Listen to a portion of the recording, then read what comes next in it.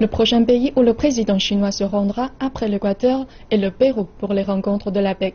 Des officiels de ces rencontres ont déclaré que l'économie chinoise et d'autres sujets proposés par la Chine étaient en haut de l'agenda.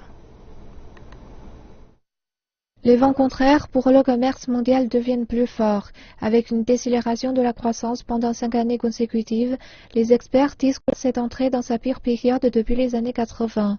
Les participants de l'APEC discuteront de la manière de contrer une vague mondiale de sentiments anti-mondialisation afin d'éviter que le commerce ne chute davantage.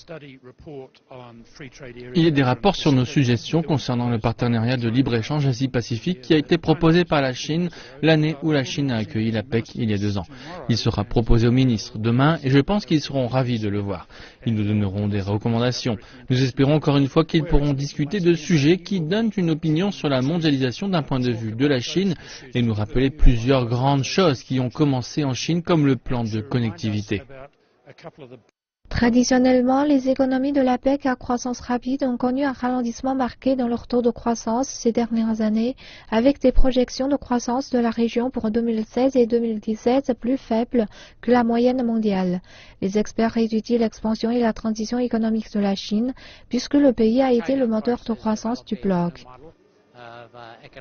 La Chine, bien sûr, développe la nouvelle normalité.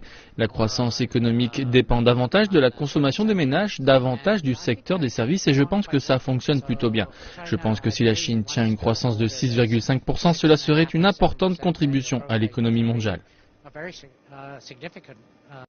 Certains sujets proposés par la Chine, un plan de connectivité par exemple proposé en 2014 durant les rencontres de l'APEC à Pékin, seront aussi discutés. Nous venons de lancer une étude récemment pour essayer de savoir comment mesurer, comment faire de la connectivité. Dans la connectivité, il y a la connectivité physique. J'entends par là les routes, les lignes ferroviaires, les ports, les aéroports, toutes ces choses-là, mais aussi la cyberconnectivité et les manières de rendre le commerce plus facile et plus fluide. Et il y a beaucoup en termes de développement d'infrastructures.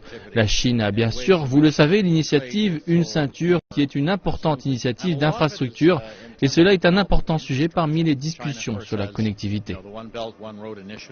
Les dirigeants devraient aussi discuter de sujets régionaux plus larges échanges pour l'Asie-Pacifique.